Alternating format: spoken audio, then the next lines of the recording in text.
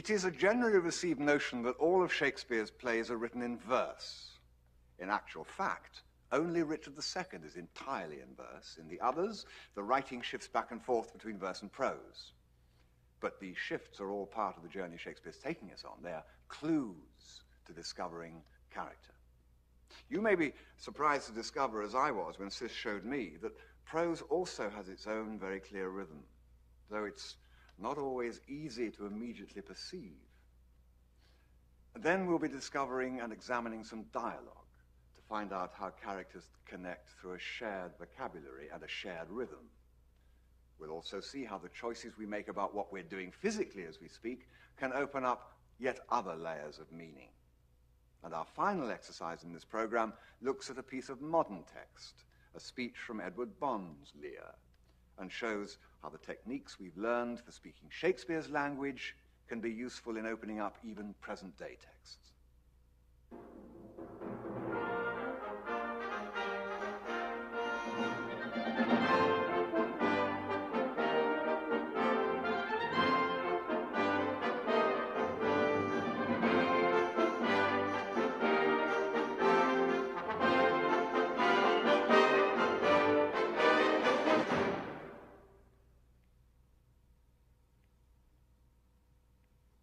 Let's look at some prose, or rather hear some prose, and discover something about its rhythm. It is not a formal rhythm like the iambic beat in the verse which we have been looking at.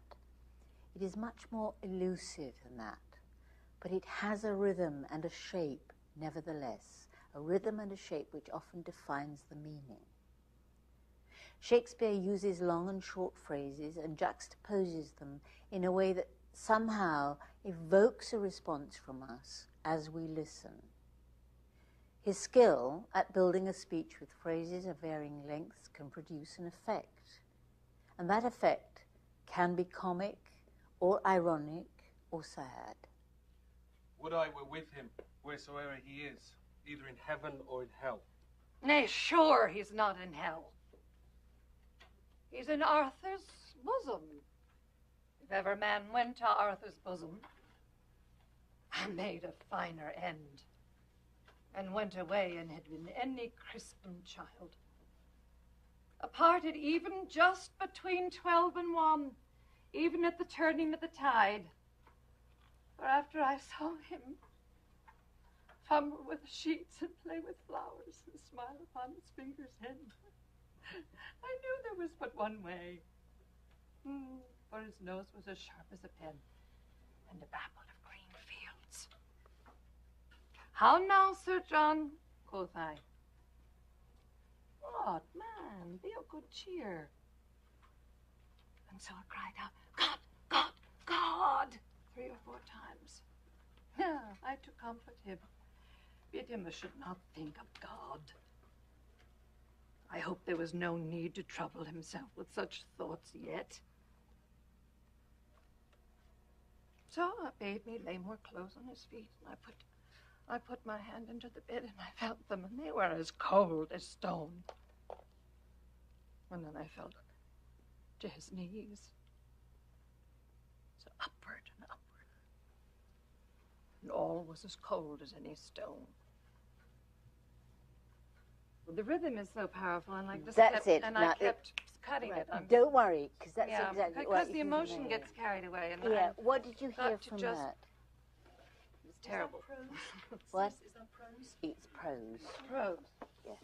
Does it have a rhythm? It does. Yes. And this is really important because it affects modern writing as well. Those moments, it comes like a psalm almost, you know, like the pointing in a psalm. It also works with comedy as well.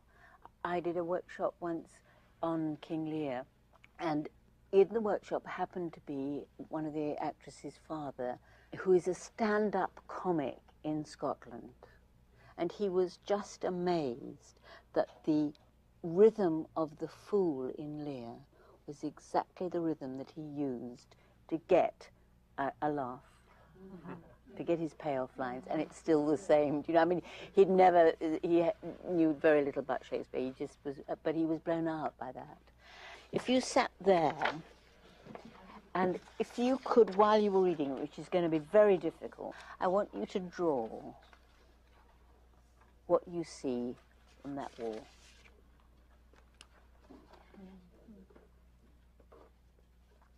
Should I keep in mind they're propelling it forward rather than... Don't worry about anything. Just caught up with the acting of yes. it. Just say the words Cathy, as you draw, as much as you can. Say... No. No, sure, he's not in hell. He's in Arthur's bosom, if ever man went to Arthur's bosom. I made a finer end and went away. Drawing something is always a good exercise. You might construct the first house you lived in, or a building you love, something which draws out a personal response. Play with the flowers and smile upon his finger's end. I knew there was but one way. For his nose was as sharp as a pen and babbled of green fields. I asked Blythe to draw what she could see, partly to take her mind off the pressure of making sense of the text, but also to focus her on something visual outside herself. This made her more precise and more objective. Bid him I should not think of God. I hope there was no need to trouble himself with any such thoughts yet. So I bade me lay more clothes on his feet. I put my hand into the bed and felt it. Them they were as cold as any stone. And then I felt to his knees. And so upward and upward, and all was as cold as any stone. It's devastating. Really? Yeah. But you have to keep going forward, right? I mean, Yes. it has to keep. I mean, it's it's still hell too many doing stops. that exercise when you're reading as well. It was brilliant because doing that took the responsibility of the emotion, and suddenly one heard how she was thinking instead of how she was feeling. Yes, how she that's was the moving thing. It's forward. so hard to get away from. I know. Because that's what's so difficult about Yeah. this for me. And Cathy was saying before, no, don't. I said I can't unless I know the subtext or the emotional life of the character. I can't just see the words, but you have to. But it's a two-way thing. It's that thing of doing one thing and then the other, and one feeding the other. I still did too many stops. Doesn't matter. It takes time to do this. It takes time to just let the emotion go. Let the emotion take care of itself.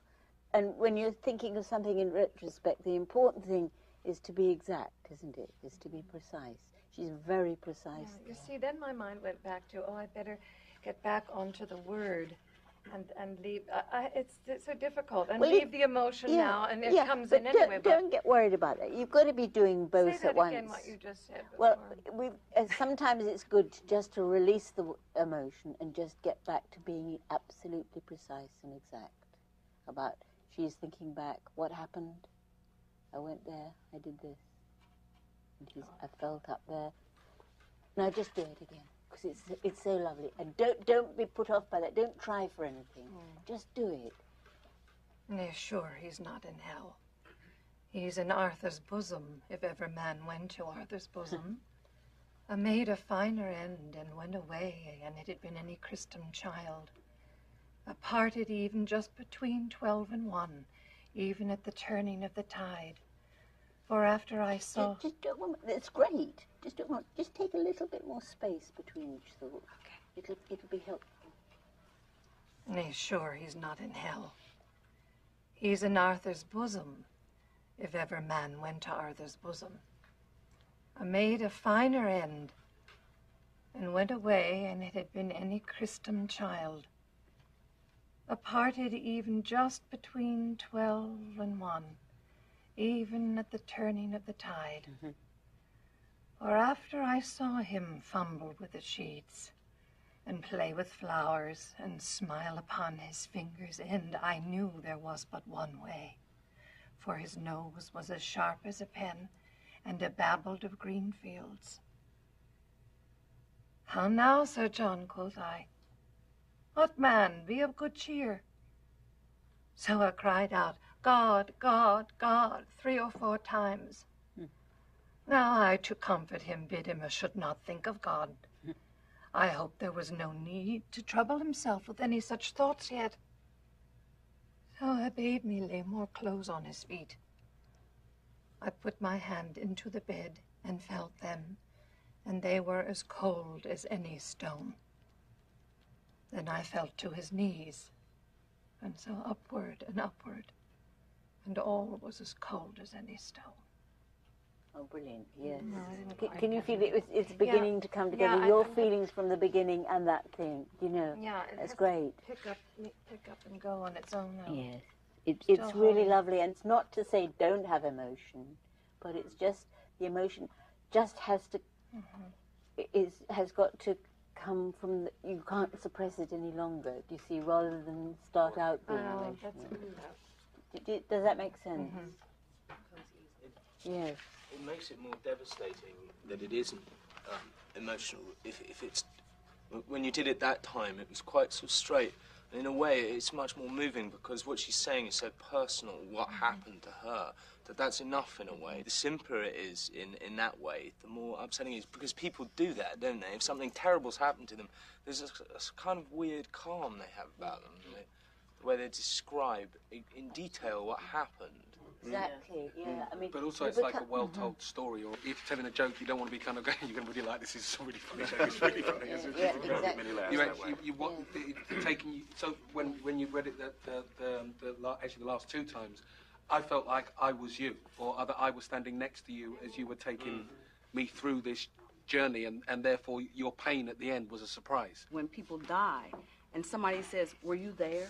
And then you start saying, yeah, and he was, and how was he? And somebody tells the story of how this person died. Yes. It's generally never, oh, he was just, it's afterwards that yeah, happens, it's afterwards. Yeah. And you're drawn into the woman because of the incidental stuff she tells you. You have to define that, don't you, to keep yourself sane, really. Those are things that people can share. Yeah. I mean, everyone can think, oh, he looked like that, and he said that, and it's a way in for everybody. Smiled at his fingers end. Yeah. I think it's what I was thinking too strongly of character when I was beginning, thinking this woman's different than me, and I have to... Don't say that. I love the idea of his nose being as sharp as a pen. Yeah. It's so vivid, and I didn't understand what that was in the beginning, but you used to tell me it was because it was so cold. Yes. Is that like right? the crazy things that people remember about people, but you know, people who've died, you explain them in a funny way that make you laugh almost. I remember when the Piper Alpha oil rig blew up in Scotland, and they were talking to the guys who had survived. And one guy, when he was describing how he survived, the way he described it was, he said, I did a beautiful swan dive off of the shelf. And I thought, that's incredible that you're running and there's the whole panic and you're running to save your life. And what you most remember is that it was a beautiful swan dive. So imagine this guy kind of going, there's flames blowing up, you know, people are dying, his friends are melting in front of him. And he runs to the edge, and what he remembers is how beautiful his dive was. And it was just incredible. And that, you know. That says everything, doesn't it, about where somebody is at. It's that where our images are at. What helped about the exercise for me is, I know if I'm describing a death, which I did yesterday with Tony Goldwyn, we were both in the room when somebody died, it's such a precious, bigger than human experience. It's almost like you wouldn't dare say, and then this happened. You feel like I have to be a perfect channel for this and not interpret, because it's so much bigger than I even get, that I'm going to tell you what the room looked like, what it felt like, and I wouldn't dare get in the middle of it, and that's, I think, why the simpler it was, the more it was unbearable. The way she tells a story, you kind of get the fact that she actually misses the moment when he dies. She's getting the blankets. She said, he did this, and then I did this, and then... But you kind of work out that she actually was probably picking up the blankets. It's a wonderful, awful thing that he bade her put blankets on him, but then when she felt him, that was the moment when he went. And that she's following death up his body. Yeah. We all miss that moment, don't we? What is that moment when that breath stops? Very good. Thank you.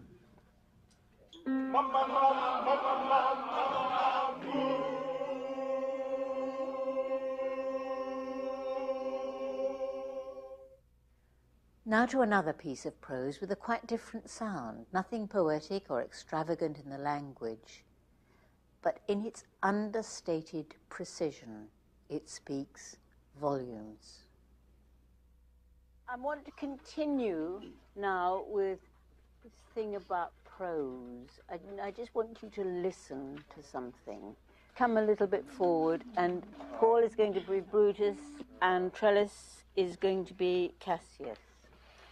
Actually, don't read it at the moment. Just listen and see what you hear. Hear what you see. But soft, I pray you. What, did Caesar swoon?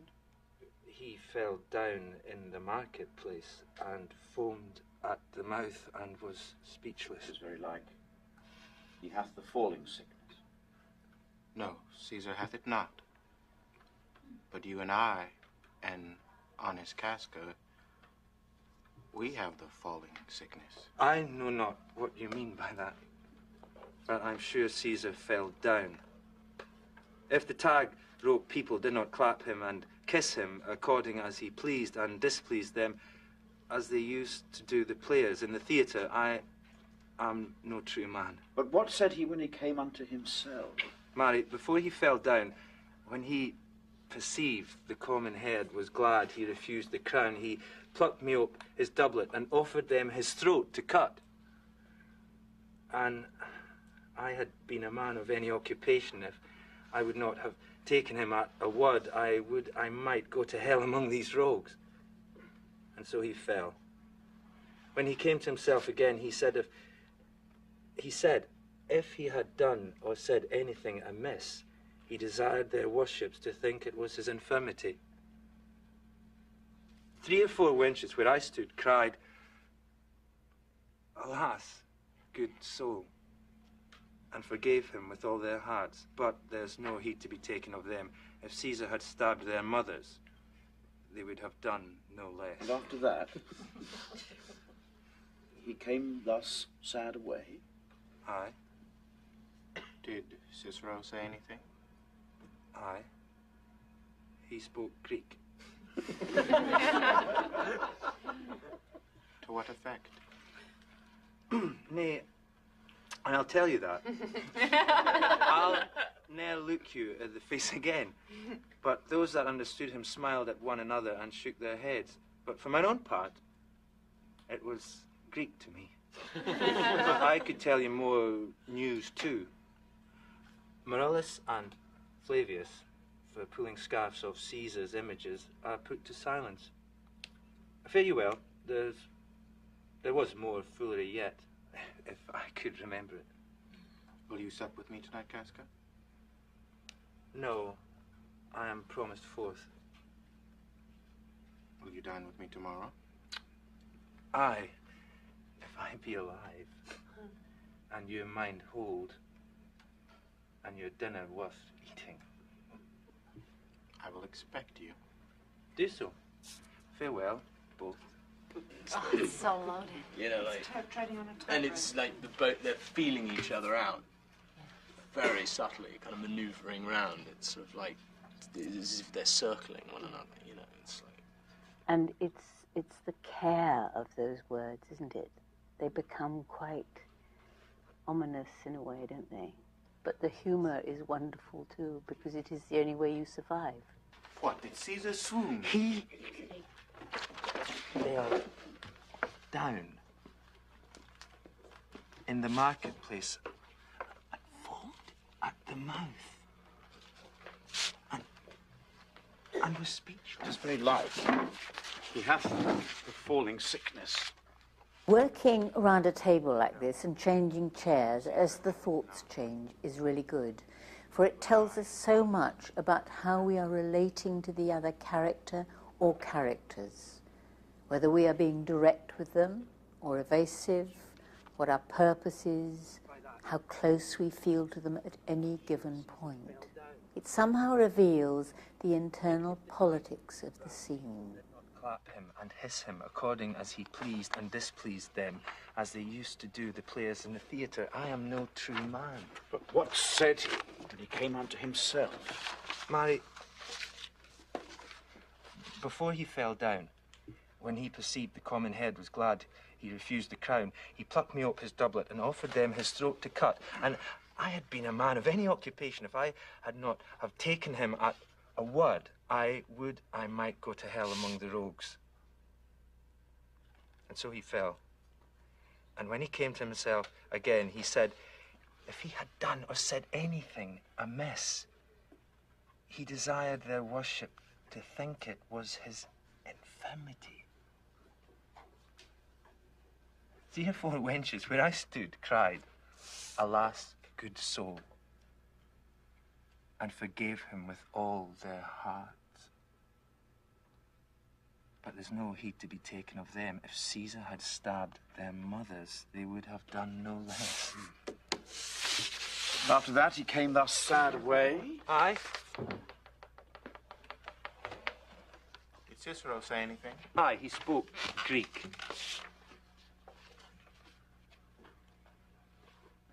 To what effect? Nay, and I'll tell you that. Now, I ne'er look you in the face again. But those that understood him smiled at one another and shook their heads. But for mine own part, it was Greek to me. I could tell you more news too. Morellus and Flavius, for pulling scarfs of Caesar images, I put to silence. Fare you well. There was more foolery, yet I could remember it. Will you sup with me tonight, Casca? No, I'm promised forth. Will you dine with me tomorrow? Aye, if I be alive. And your mind hold. And your dinner worth eating. Good. I will expect you. Do so. Very well, both. Great. What about that? It's this kind of suspension in the language all the time. It's kind of it's like you're sitting on the fence. And yet throwing it away at the same time, isn't it?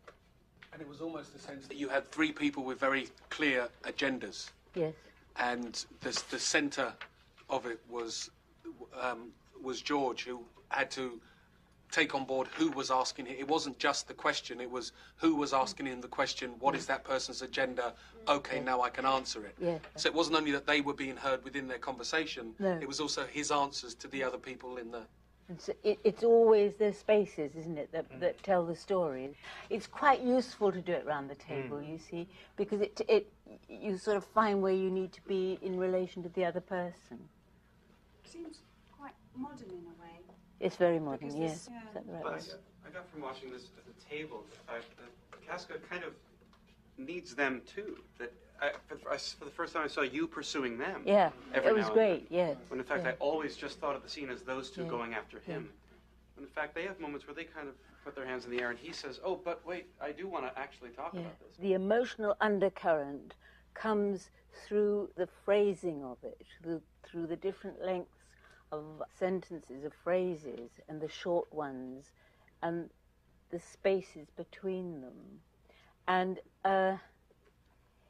if you invest it with too much feeling, we don't hear that. And actually the emotional undercurrent is in those spaces, isn't it? Is in the rhythm of it.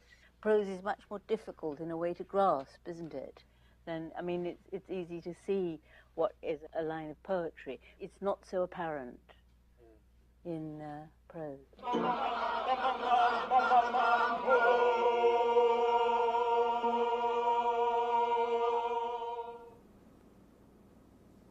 The next scene also shows 3 characters in a dangerous situation.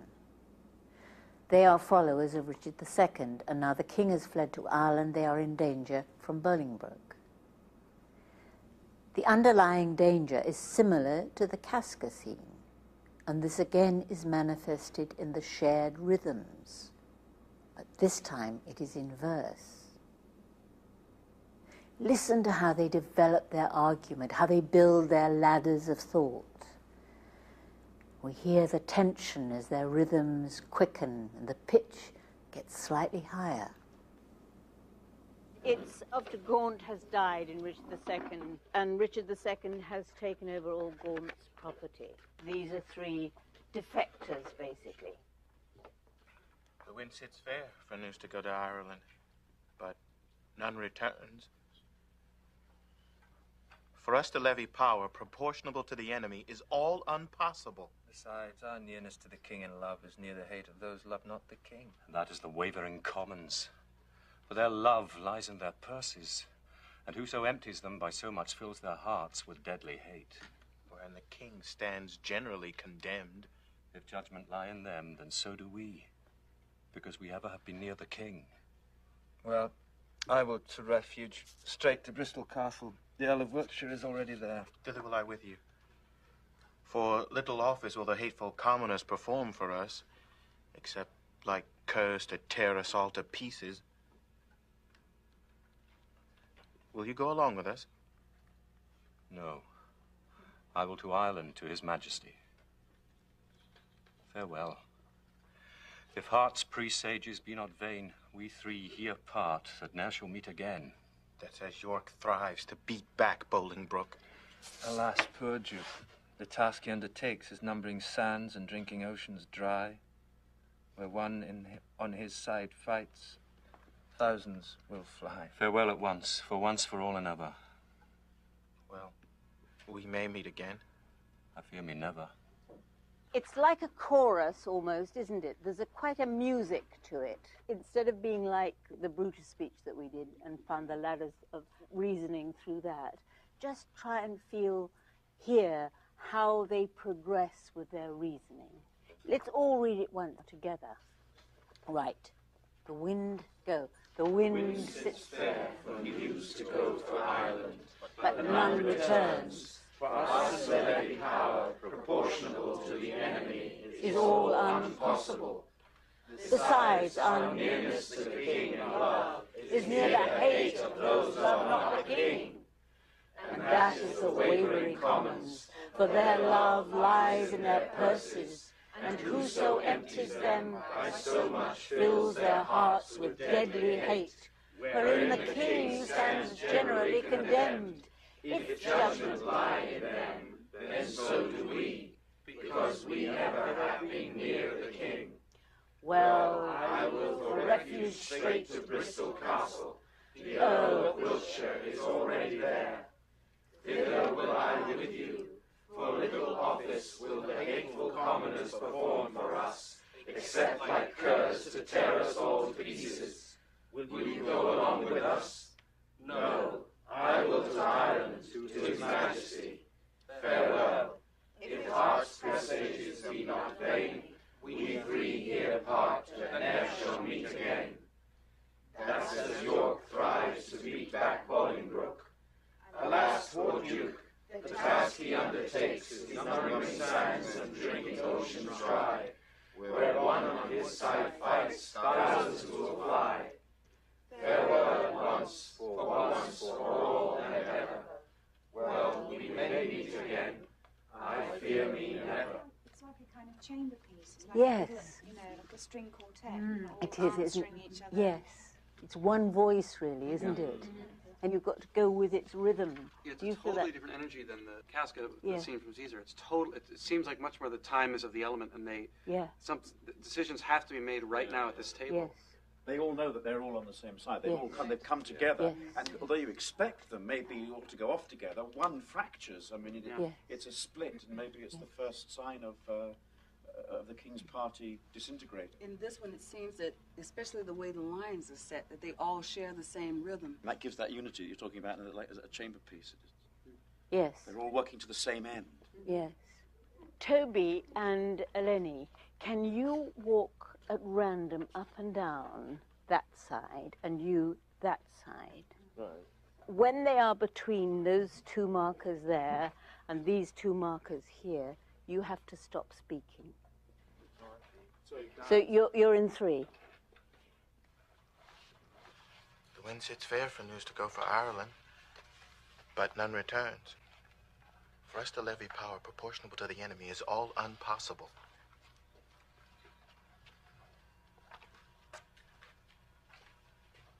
Besides, our nearness to the king.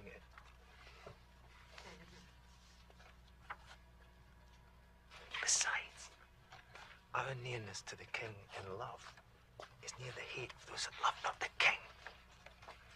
That is the wavering commons, for their love lies in their purses, and whoso empties them by so much fills their hearts with deadly hate.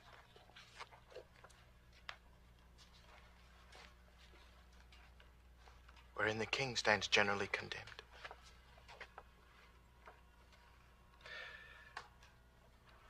If judgment lie in them, then so do we, because we ever have been near the king.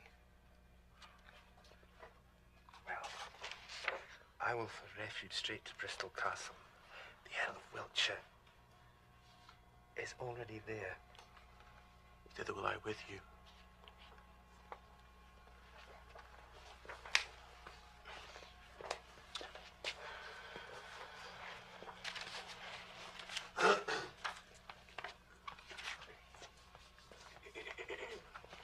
Office can the hateful commoners perform for us except like curs to tear us all to pieces? Will you go along with us? No. I will to Ireland to his much.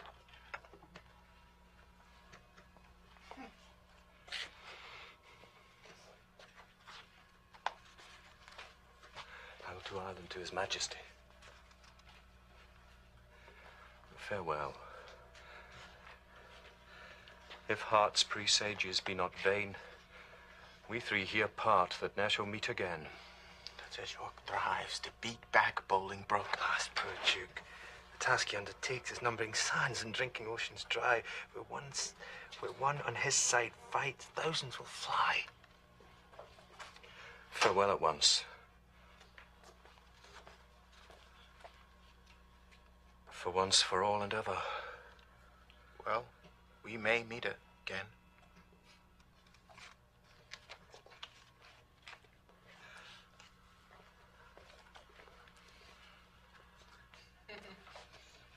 I fear me never.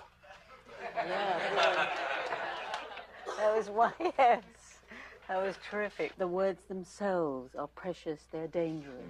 That's and right. They're not easy to say.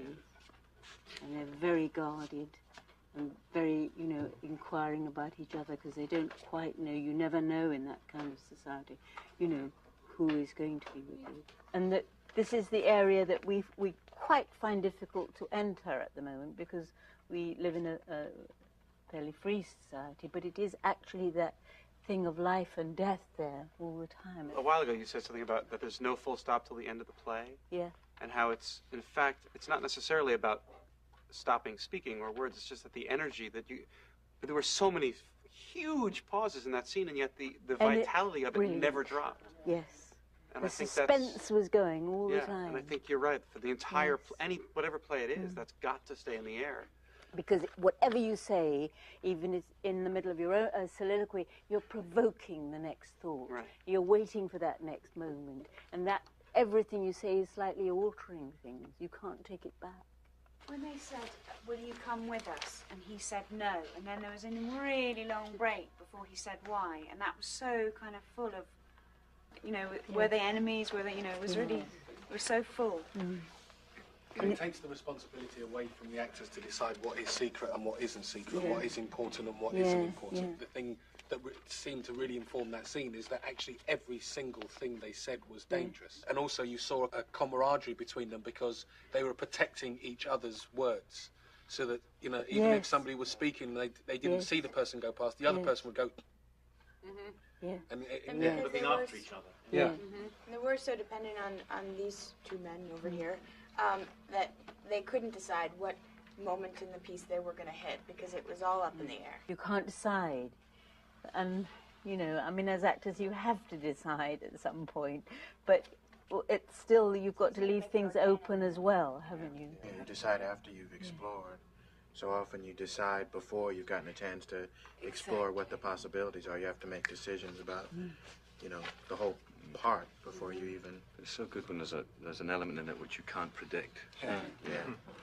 Because it's in verse, things can get kind of predictable. Exactly, yes. There's an element you think you're not sure what's going to happen next, and everything stays And somehow we've got to always keep that anarchy open, haven't we? That subversiveness open.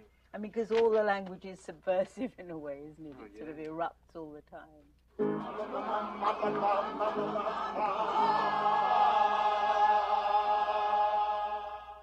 Now to another scene where there is also a shared rhythm, but for a totally different reason. The two characters are deeply in love. They share their feeling as they share their verse, their language.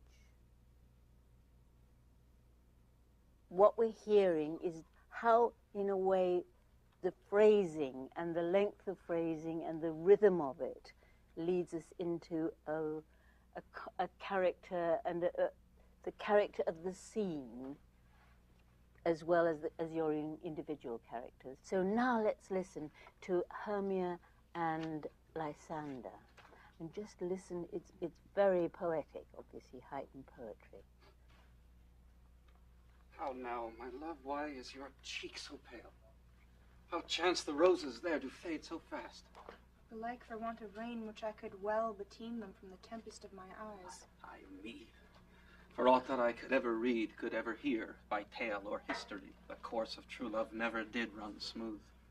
But either it was different in blood, Oh, cross, too high to be enthralled to low. or else misgraft in respect of years, Spite, too old to be engaged to young. or else it stood upon the choice of friends. Oh, hell, to choose love by another's eyes. Or if there were a sympathy in choice, war, death, sickness did lay siege to it, making it momentary as a sound, swift as a shadow, short as any dream, brief as the lightning and the collied night that in a spleen unfolds both heaven and earth, and ere a man hath power to say, behold, the jaws of darkness do devour it up. So quick, bright things come to confusion. If then true lovers have been ever crossed, it stands as an edict in destiny. Then let us teach our trial patience, because it is a customary cross, as due to love as thoughts and dreams and sighs, wishes and tears, poor fancy's followers. A good persuasion. Therefore hear me, Hermia. If thou lovest me, then steal forth thy father's house tomorrow night, and in the wood, a league without the town, where I did meet thee once with Helena to do observance to a morn of May. There will I stay for thee. My good Lysander, I swear to thee by Cupid's strongest bow, by his best arrow with the golden head, by the simplicity of Venus' doves, by that which knitteth souls and prospers loves, and by that fire which burned the Carthage queen when the false Troyan under sail was seen, by all the vows that ever men have broke, and number more than ever women spoke. In that same place thou hast appointed me, tomorrow truly will I meet with thee. Keep promise, love. Look, here comes Helena. Do I totally contradict what is she saying? Yes, I see. We should be patient. And I say, yeah, good idea. Let's get the hell out of here. Yes, Is that what happens? yes. But that's Is he what just happens not when you, listening to her, or does he? Well, that's what happens in love, isn't it? I mean, yes. Oh, great, a good persuasion. Okay. I mean, it's just, he doesn't even... I guess what threw me is the I me then. I would like you to say the last 2 or 3 words of the line that has already been said to you. Okay. So you might say fade so fast, and then belike for want of rain, and then you might say tempest of my eyes. Okay. So we hear how the argument goes. Okay. How now, my love? Why is your cheek so pale? How chance the roses there to fade so fast? Fade so fast. Belike for want of rain, which I could well beteem them from the tempest of my eyes. Tempest of my eyes. Ay me.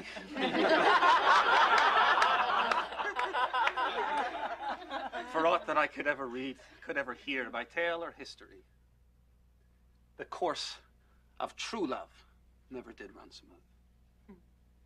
But either it was different in blood. Different in blood. This exercise can be done with any piece of dialogue to find its essential rhythm and movement. When I talk about the music, what I really mean is that they take on each other's rhythm and respond to the other person's note and lift it as the thought develops and becomes emotionally heightened and as they become closer. Another's eyes. Or if there were a sympathy in choice. War, death, or sickness did lay siege to it, making it momentary as a sound, swift as a shadow, short as any dream, brief as the lightning and the collied night that in a spleen unfolds both heaven and earth, and ere a man hath power to say, behold the jaws of darkness to devour it up. So quick, bright things come to confusion. Bright things come to confusion. If then true lovers have been ever crossed, it stands as an edict in destiny. Then let us teach our trial patience, because it is a customary cross, as due to love as thoughts and dreams and sighs, wishes and tears, poor fancy's followers. Fancy's followers. A good persuasion. Therefore, hear me, Hermia. I have a widow aunt, a dowager, of great revenue, and she hath no child. From Athens is her house remote 7 leagues, and she respects me as her only son. There, gentle Hermia, may I marry thee, and to that place the sharp Athenian law cannot pursue us. If thou lovest me, then steal forth thy father's house tomorrow night, and in the wood, a league without the town, where I did meet thee once with Helena to do observance to a morn in May. There will I stay for thee. There will I stay for thee. My good Lysander, I swear to thee by Cupid's strongest bow, by his best arrow with the golden head, by the simplicity of Venus' doves, by that which kniteth souls and prospers loves, and by that fire which burned the Carthage queen when the false Troyan under sail was seen, by all the vows that ever men have broke, and number more than ever woman spoke. In that same place thou hast appointed me. Tomorrow truly will I meet with thee. Meet with thee. Keep promise, love. Look, here comes Helen. What about that? Wonderful. Thought, Little diving board. Like where exactly am I going from? Of course, it's like the most moronic part of of being an actor for me, but forgetting that I'm listening to the other person. Right.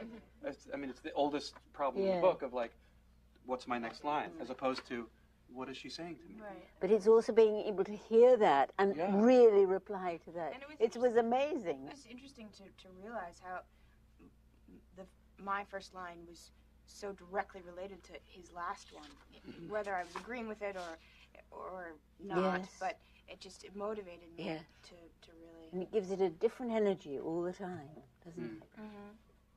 I also love how she just goes off on like Cupid and Venus and Troy and Carthage, and I'm thinking, I don't give a shit about any of that. I'm like so factual. I'm like, look, there's this, I have a wife, I have this aunt, she has money, she has no kids. We can go to this house, and she starts going off on Venus and the Carthage queens. I have a widow aunt, a dowager of great revenue, and she hath no child. From Athens is her house remote 7 leagues, and she respects me as her only son. There, gentle Hermia, may I marry thee, and to that place the sharp Athenian law cannot pursue us. If thou lovest me, then steal forth thy father's house tomorrow night, and in the wood, league without the town where I did meet thee once with Helena to do observance to a morn in May. There will I stay for thee.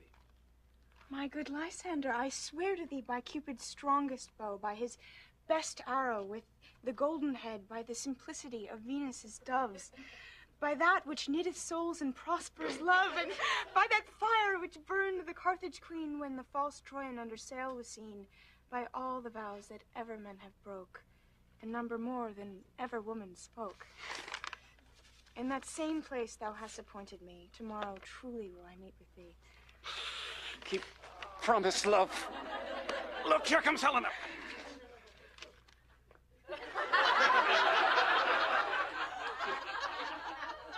Godspeed, fair Helena. Whither away? Call you me fair? That fair again on say. Demetrius loves your fair. Oh, happy fair. Your eyes are lodestars, and your tongue's sweet air more tunable than lark to shepherd's ear.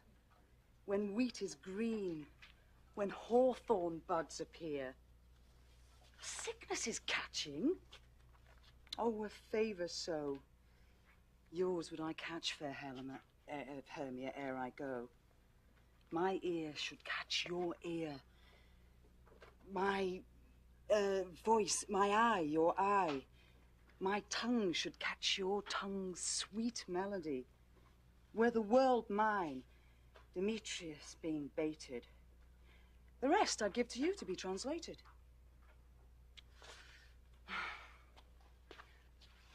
Teach me how you look.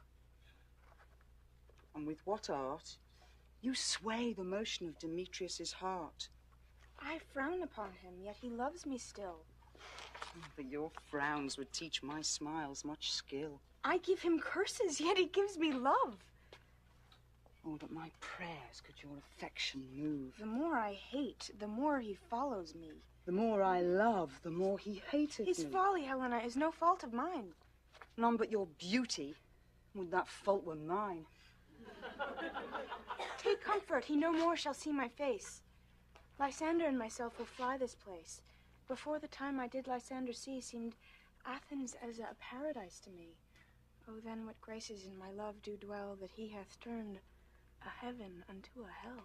The music is beginning to come. I know we would have to work on it. It does feel like as soon as she comes, it's there like boom. Yeah. And And it happens in the sound of it, doesn't Yeah. it? They started out, you had such different rhythms.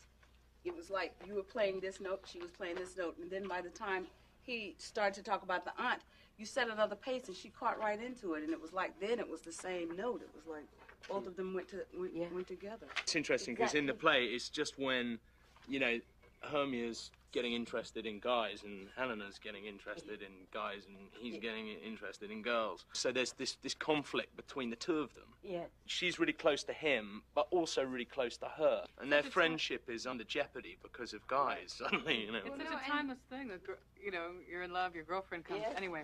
Yeah. You know, it's so modern and so familiar. It is. And suddenly the guy's going.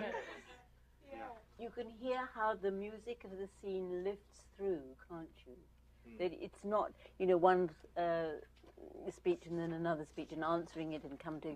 It's actually always going on, and it's lifting it through in a way, lifting the sense through, so it keeps the suspense and that keeps the music going. And that's what interests us. And this is what is difficult now, because we don't hear that so much in our heads, do we? It isn't quite so much there. I know for me, when I have a definite thing I'm trying to make clear, speeches can go on for pages and I'll be fine. Yeah. But in general, you're right. The words, they use so many words that until you've really gotten specific with them, absolutely. I tend to not know what to do with my hands. Now, can we just go to Helena's speech? Instead of doing a dialogue like we did in the same way as with some of the others, can you just do one line each, but keep it going, you know, keep the whole thing going, answering, as it were, your thoughts. How happy some or other some can be. Through Athens, I am thought as fair as she. But what of that? Demetrius thinks not so. He will not know what all but he do know. And as he errs, doting on Hermia's eyes. So I, admiring of his qualities. This is one soliloquy, but I want two people to read it to bring out the debate going on in Helena's head. She has to work through her dilemma and come to some decision as to what to do. This is important in any soliloquy. How do we think, and when do we make up our minds? Wings and no eyes figure unheedy haste. And therefore is love said to be a child? Because in choice he is so oft beguiled. As waggish boys, themselves in game forswear. So the boy love is perjured everywhere. For ere Demetrius looked on Hermia's eye, he hailed down oaths that he was only mine. And when this hail some heat from Hermia felt, so he dissolved, and showers of oaths did melt. I will go tell him of fair Hermia's flight. Into the wood will he tomorrow night pursue her. And for this intelligence, if I have thanks, it is a dear expense. But herein mean I to enrich my pain. To have his sight thither and back again. It's quite interesting. But she's so lonely that now she's not. Become such good friends to each other. I don't think she gets bitter. I didn't feel bitterness. I felt an over-romanticizing. You know, she's been hurt, but then you can't help but still like the person. It's like as long as she can keep following him, she'll Yeah, she's alive. yeah. As long as she can scale some mountain and keep pursuing him, she's breathing. There is something so full of life about her that she's, you know, I mean, intoxicated, really. The end of each thought does really lead to the next thought. I mean, unheedy haste, the next thought is about a child, a hasty child.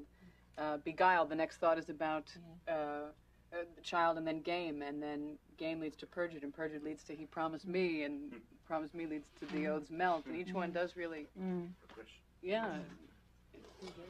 Would you like each to do it once yourselves? Yes. Right. Okay. You go. Move round the circle behind us.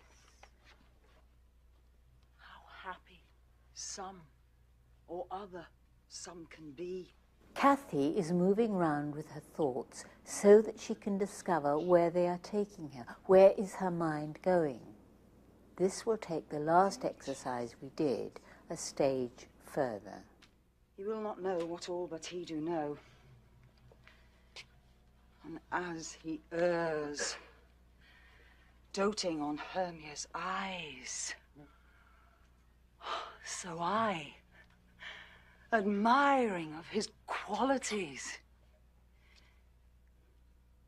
things base and vile, holding no quantity, love can transpose to form and dignity. Love looks not with the eyes, but with the mind. And therefore is winged Cupid painted blind. Nor hath love's mind of any judgment, taste. Wings and no eyes, figure unheedy haste.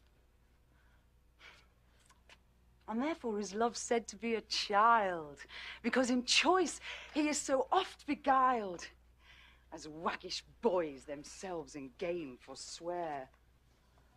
So the boy love is perjured everywhere. For ere Demetrius looked on Hermia's eyne, he hailed down oaths that he was only mine. And when this heat, when this hail some heat from Hermia felt, so he dissolved, and showers of oaths did melt. I will go tell him of fair Hermia's flight.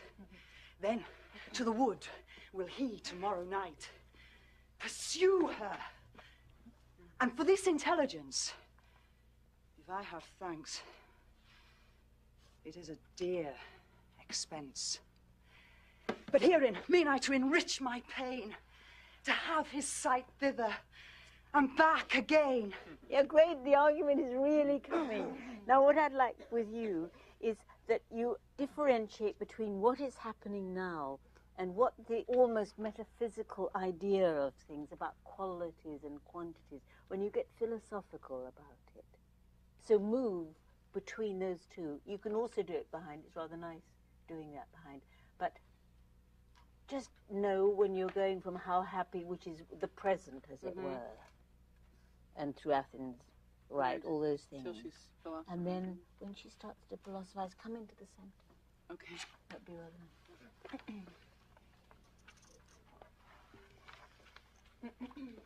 This is your kind of inner life in here.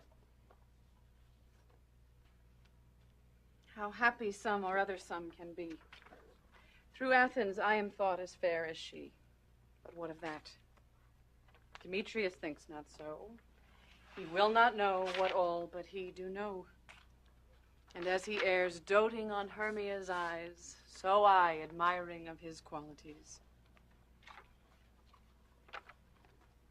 Things base and vile, holding no quantity, love can transpose to form and dignity. Love looks not with the eyes, but with the mind, and therefore is winged Cupid painted blind. Nor hath love's mind of any judgment taste, wings and no eyes figure unheedy haste. And therefore is love said to be a child, Because in choice he is so oft beguiled. As waggish boys in game themselves forswear, so the boy love is perjured everywhere. For ere Demetrius looked on Hermia's eyne, he hailed down oaths that he was only mine. And when this hail some heat from Hermia felt, so he dissolved, and showers of oaths did melt. I will go tell him of fair Hermia's flight. Then to the wood will he tomorrow night pursue her. And for this intelligence, if I have thanks, it is a dear expense. But herein mean I to enrich my pain, to have his sight thither and back again. Yes.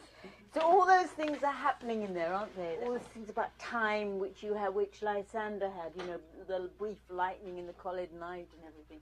It's also making us think about ourselves in relation to, you know, the universe. It helps you own it, because I know working on it, you think, oh, here comes the part where I'm an expert on something suddenly.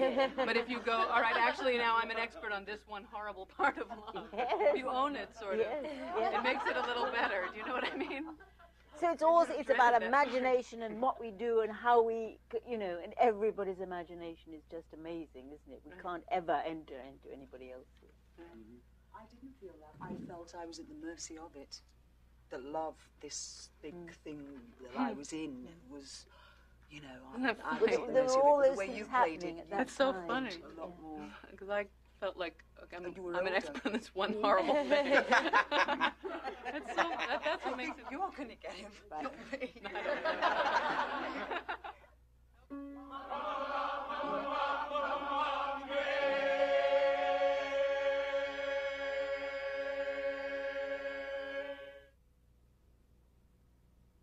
Every speech in Shakespeare is about the present, about action, but it is constantly being fed by the character's own inner world.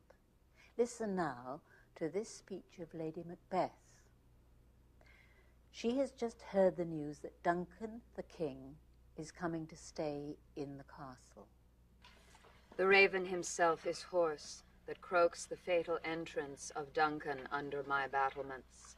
Come, you spirits that tend on mortal thoughts, unsex me here, and fill me from the crown to the toe-top full of direst cruelty. Make thick my blood. Stop up. The images she uses tell us exactly where she is, deep inside herself. All the images are of her body. How the words she uses empower her purpose. Come to my woman's breasts and take my milk for gall, you murdering ministers. Wherever in your sightless substances you wait on nature's mischief. Come, thick night, and pall thee in the dunnest smoke of hell, that my keen knife see not the wound it makes, nor heaven peep through the blanket of the dark to cry, hold, hold. What do you get from that? There's no downtime. There isn't any downtime, is there? Yes. It kind of feeds itself, doesn't it? Yeah. I was so frightened of doing this speech because I've never played this character, nor have I ever played anything quite like her. And the first time I read it, and I thought I'll just stay with that, is she's trying to grab the courage, and she knows, I mean, she's so ambitious, and she so wants these things for her and for her husband. But it was astonishing to me because I just read it for the sense of it the first time, just to myself at home, and I thought, man, she doesn't have all this courage. She doesn't know if she has it all, you know? She's... Yeah. It's just, where are these images coming from? What the images? Yes. I didn't get the image. I got that you were so clear and that Really? you knew where you were going. Grim You determination. knew who to, you knew who to go and ask, and you knew exactly what to ask for. No, really? Okay, I'll go with that. All right. Okay. The other thing is it seems that there's so many one-syllable words Yeah. in this. And I don't know why. It's my blood. And yes. there's so, the consonants are so stark, you know, and it's so We got all unlike. that, didn't we? I mean, we really did. We got that actual form and how it really took us without it being like, you know, well spoken, as it were. Do you know what I mean? What I'd like you to do, if you can, while still reading it, I'd like us to get some stuff in the, like boxes and things in the middle. What I want her to do is build like an altar. Cicely, I don't know if we can so much we can do here.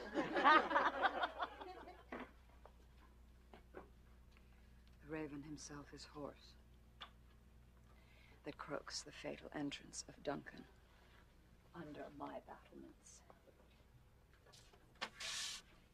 Come, you spirits that tend on mortal thoughts. Unsex me here. Fill me from the crown to the toe-top full of direst cruelty. Make thick my blood. Stop up the access and passage to remorse, that no compunctious visitings of nature shake my fell purpose. Nor keep peace between the effect and it. Come.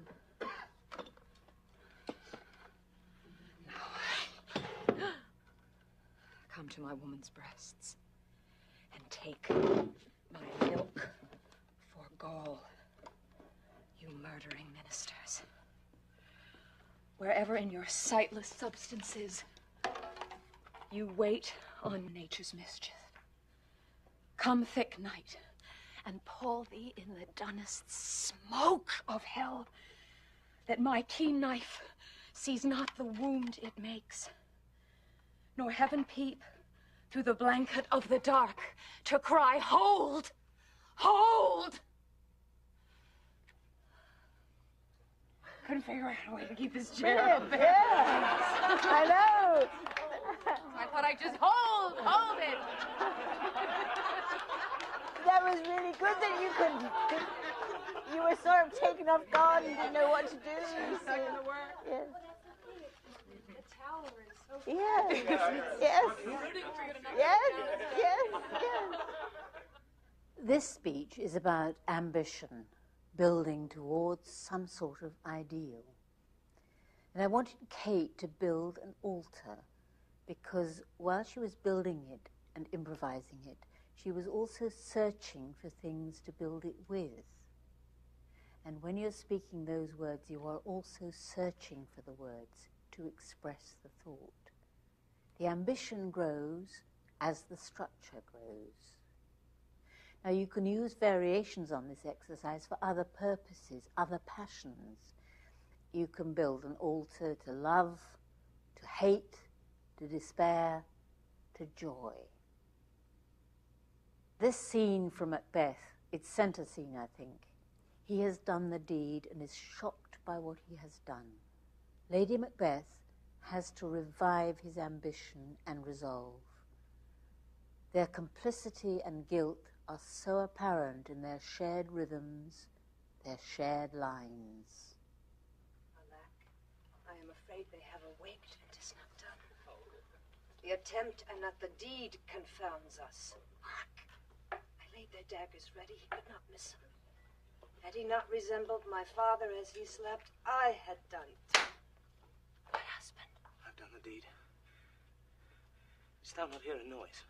I heard the owl scream and the crickets cry. Did not you speak? When? Now. As I descended? Aye. Hark! Who lies in the second chamber?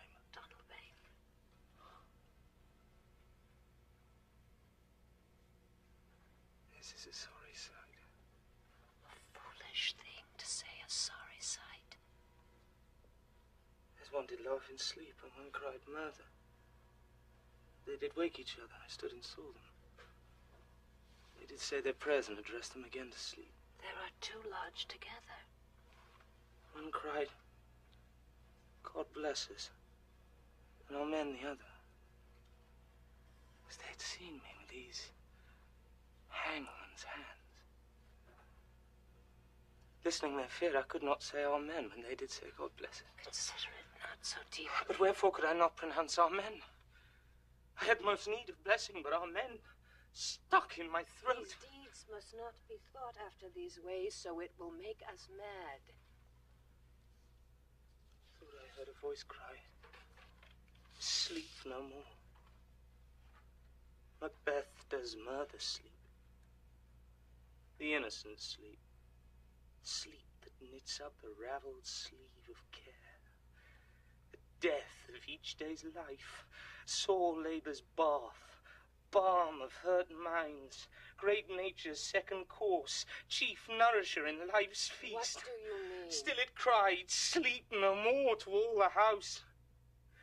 Glamis hath murdered sleep, and therefore Cawdor shall sleep no more.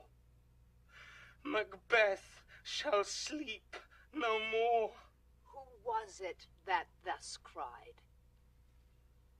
My worthy Thane, you do unbend your noble strength to think so brain-sickly of things. Go get some water and wash this filthy witness from your hand. Why did you bring these daggers from the place? They must lie there. Go carry them and smear the sleepy grooms with blood. I'll go no more. I'm afraid to think on what I've done.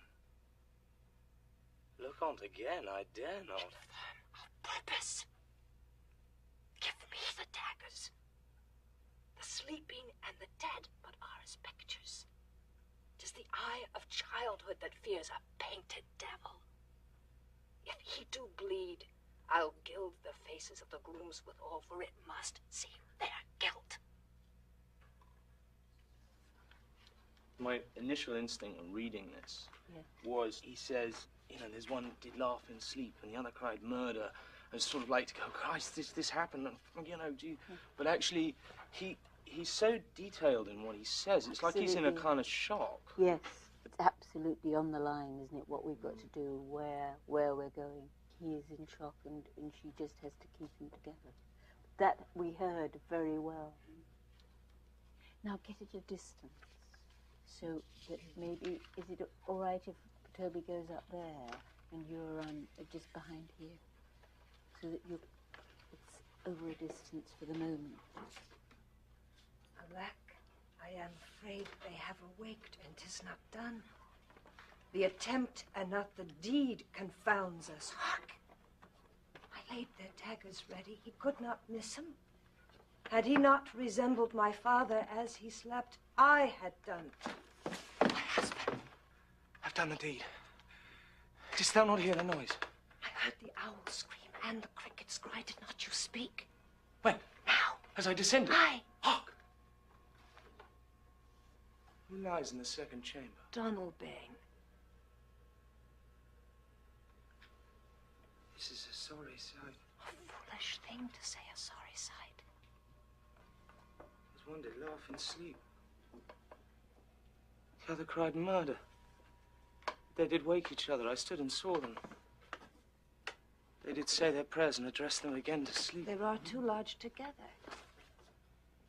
One cried, God bless us, and amen the other.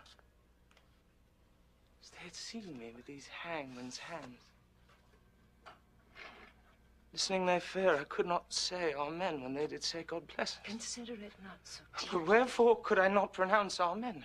I had most need of blessing, but amen stuck in my throat. These deeds must not be thought after these ways, so it will make us mad. I thought I heard a voice cry, sleep no more. Macbeth has murdered sleep. Innocent sleep. Sleep that knits up the ravelled sleeve of care. Death of each day's life.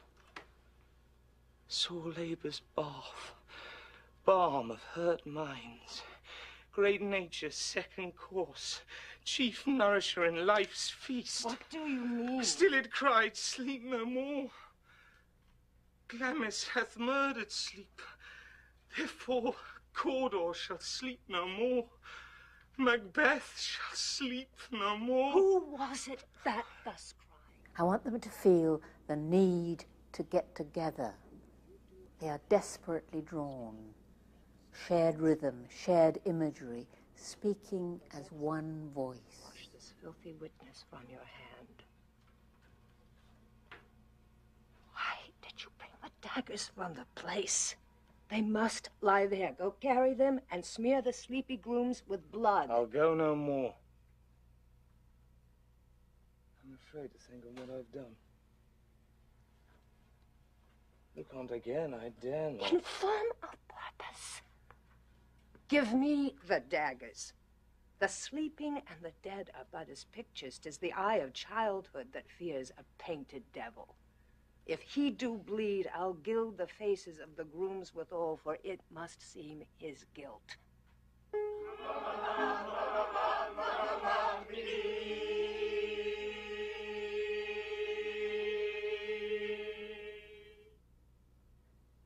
Now I want us to look at ways of informing dialogue, of experimenting with it, of opening it up. In this scene in King Lear, Lear has come to Gloucester's castle to find his loyal Kent in the stocks. Lear has his 100 knights with him. His daughters Goneril and Regan are also there. He begs each of them in turn to give him refuge. Art not ashamed to look upon this beard? Oh, Regan, will you take her by the hand? Why not by the hand, sir? How have I offended? All's not offence that indiscretion finds, and dotage terms so. Oh, sides, you are too tough. Will you yet hold?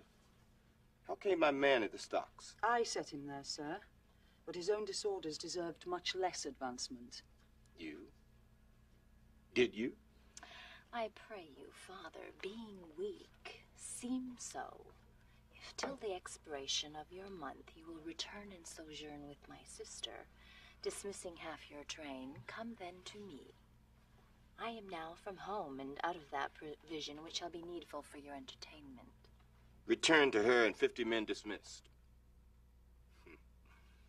No, rather I abjure all roofs and choose to wage against the enmity of the air, to be a comrade with the wolf and owl. Necessity's a sharp pinch. Return with her? Why, the hot-blooded France, the dowerless, took our youngest born. I could as well be brought to knee his throne and squirrel like pension beg to keep base life afoot. Return with her? Persuade me rather to be a slave and sumpter to this detested groom. At your choice, sir. I prithee, daughter, do not make me mad. I will not trouble thee, my child. Farewell. We'll no more meet, no more see one another. But yet thou art my flesh, my blood, my daughter. Or rather, a disease that's in my flesh, which I must needs call mine. Thou art a boil, a plague sore, or embossed carbuncle in my corrupted blood. But I'll not chide thee. Let shame come when it will, I do not call it.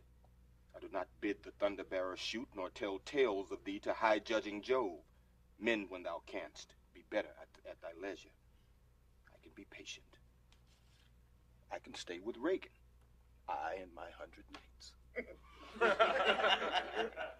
Not altogether so. I looked not for you yet, nor am provided for your fit welcome. Give ear, sir, to my sister, for those that mingle reason with your passion must be content to think you old, and so... But she knows what she does. Let's do something on that now, because I want to keep that for a minute. What I want to ask Goneril and Regan to do is find something. I want you to get him to lie down and make him comfortable. And then you find sort of a piece of cloth or something, other pieces of cloth or cushions or something. Art not ashamed to look upon this beard? Regan, will you take her by the hand? Why not by the hand, sir?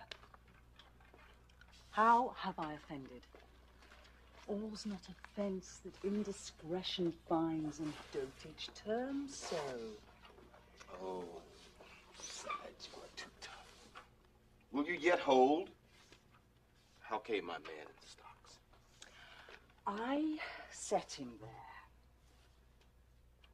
Sometimes it is really instructive to do an exercise which seems to go against and contradict the motive and action in the text. It releases all sorts of ambiguities. Goneril and Regan here are trying to persuade their father to dismiss his followers. They cannot put up with his 100 knights. But in so doing, they are disempowering him, taking his identity away. So I have asked Cathy and Lolita to make Samuel comfortable and undress him gently. Return to her and 50 men dismissed. No, rather I abjure all roofs and choose to wage against the enmity of the air, to be a comrade with the wolf and the owl. Necessity is a sharp pinch. Return with her. Why, the hot-blooded France that dowerless took our youngest born, I could as well be brought to knee his throne and squirrel like pension bake to keep base life afoot. Return with her. Persuade me rather to be slave and sumpter to this detested groom. At your choice, sir. I prithee, daughter, do not make me mad. I will not trouble thee, my child. Farewell. We'll no more meet, no more see one another. But yet thou art my flesh and blood, my daughter. Or rather, a disease that's in my flesh, which I must needs call mine. Thou art a boil, a plague sore, an embossed carbuncle in my corrupted blood. But I'll not chide thee. Let shame come when it will, I do not call it. I do not bid the thunder-bearer shoot, nor tell tales of thee to high-judging Jove. Mend when thou canst be better at thy leisure. I can be patient. I can stay with Regan. I and my 100 knights. Not altogether so. I looked not for you yet, nor am provided for your fit welcome. Give ear, sir, to my sister. For those that mingle reason with your passion must be content to think you old and so, well, but she knows what she does. It is well spoken. I dare avouch it, sir. What, 50 followers? Is it not well? Should you need of more? Yea, or so many sit above charge and danger speak against so great a number? How in one house should many people under 2 commands hold amity? It is hard, almost impossible. Why might not you, my lord, receive attendance from those that she calls servants, or from mine? Why not, my lord? If then they chance to slack ye, we could control them. If you will come to me, for now I spy a danger. I entreat you to bring but 5 and 20.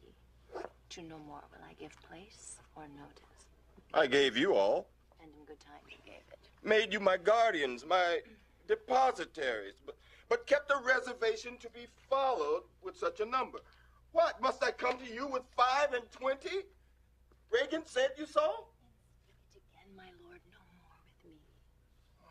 These wicked creatures yet do look well favored when others are more wicked. Not being the worst stands in some rank of praise. I'll go with thee, yet... No, I'll go with thee.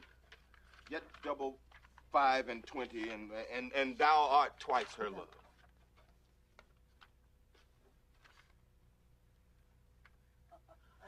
Hear me, my lord. What need you 5 and 20, 10 or 5, to follow in a house where twice so many have a command to tend you? What need one? Oh, reason not the need.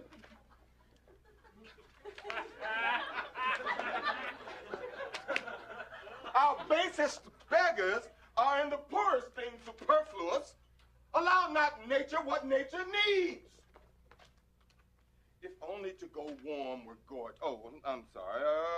What nature needs. Man's life is cheap as beasties. Thou art a lady.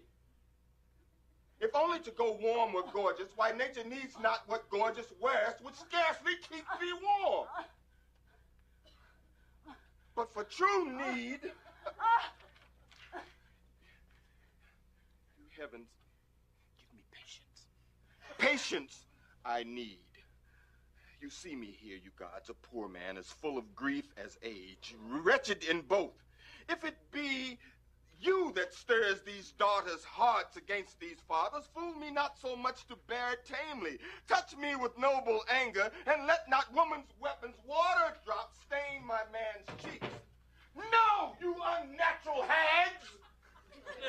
I will have such revenges on you both. That all the world shall... I will do such things I know not what they are yet I know not, but they shall be terrors of the earth. You think I'll weep? I'll not weep. I have full course of weeping, but this heart shall break into 100,000 flaws ere I'll weep. Oh, fool, I shall go mad. Get off.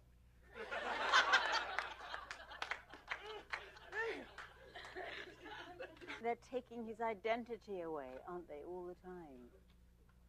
At first, he was so easy to get down. It was like he did everything we wanted him to do. Yeah. He resisted. Yeah. Did he? And I thought of spitting at him to get him to stop. Yeah. We don't use violence or anything, do we? But I did. Yeah.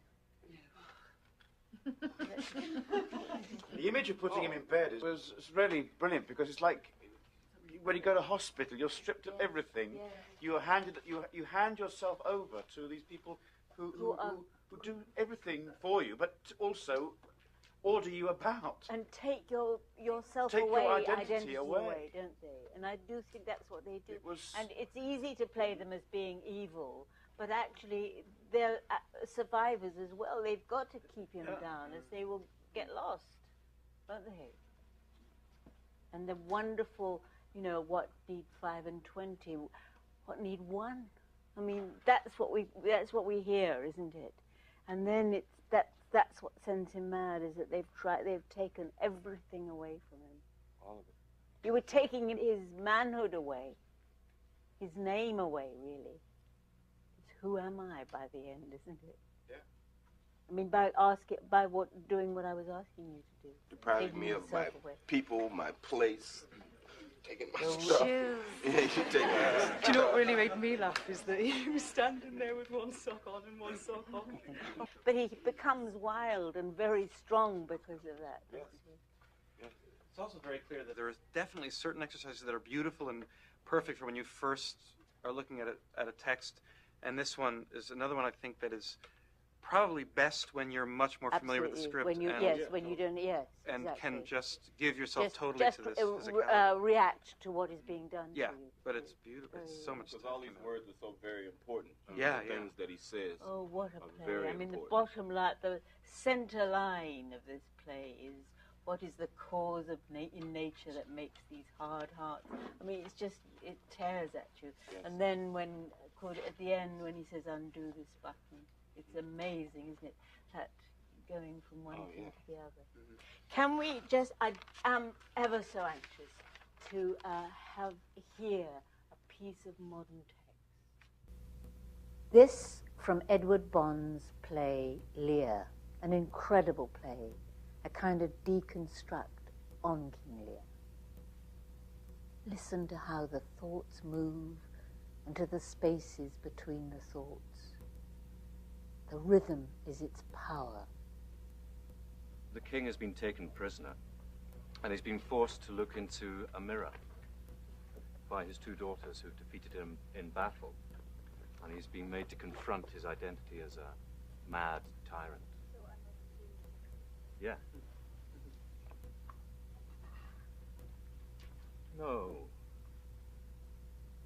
That's not the king. This is a little cage of bars with an animal in it. No, that's not the king. Who shut that animal in that cage? Let it out. Have you seen its face behind the bars?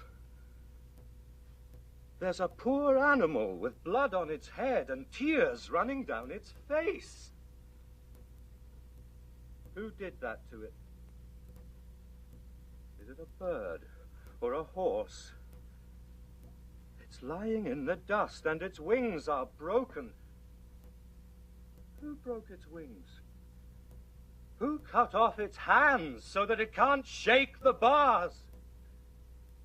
It's pressing its snout on the glass. Who shut that animal in a glass cage? Oh, God, there's no pity in this world. You let it lick the blood from its hair in the corner of a cage with nowhere to hide from its tormentors. No shadow, no hole. Let that animal out of its cage. Look. Look. Have pity. Look at its claws trying to open the cage. It's dragging its broken body over the floor. You are cruel. Cruel.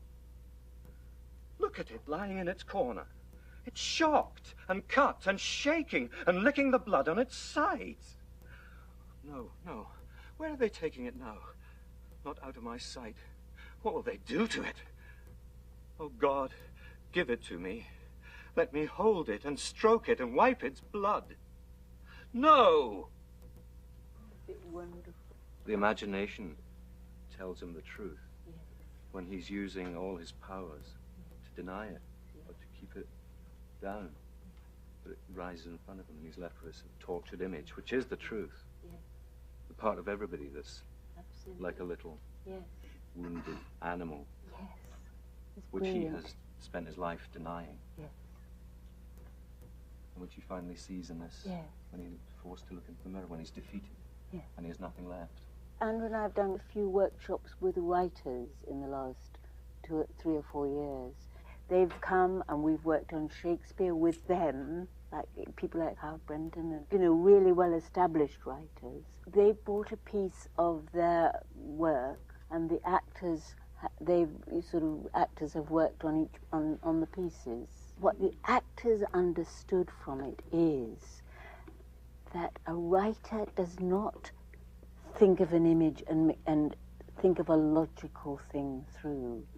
An image comes to the writer from somewhere. It can be from out there, it can be from inside, from all sorts of places. And they hold on to that image and then something logical happens and then they put it into, you know, a form and into a story. But it so often comes from an image from nowhere, from something quite else. And it's a very good thing to hold on to, because I think actors have to work that way too. But you obviously have to interchange between that and then making the logical story. Could you just do that one, if we all get up and do it one more time? And you do it one more time, so we hear it. And just get round him. And maybe use us as your mirror. But in fact, we can turn away from him if he comes to us. No. That's not the king. This is a little cage of bars with an animal in it. No, no. That's not the king. Who shot that animal in that cage? Let it out. Have you seen its face behind the bars? There's a poor animal with blood on its head and tears running down its face. Who did that to it? Is it a bird or a horse? It's lying in the dust and its wings are broken. broke its wings? Who cut off its hands so that it can't shake the bars? It's pressing its snout on the glass. Who shut that animal in a glass cage? Oh, God, there's no pity in this world. You let it lick the blood from its hair in the corner of a cage with nowhere to hide from its tormentors. No shadow, no hole. Let that animal out of its cage! Look! Look! Have pity! Look at its claws trying to open the cage! It's dragging its broken body over the floor. You are cruel! Cruel! Look at it lying in its corner. It's shocked and cut and bleeding and licking the blood on its sides. No. Where are they taking it from? Not out of my sight. What will they do to it? Oh, God, give it to me. Let me hold it and stroke it and wipe its blood. No! No!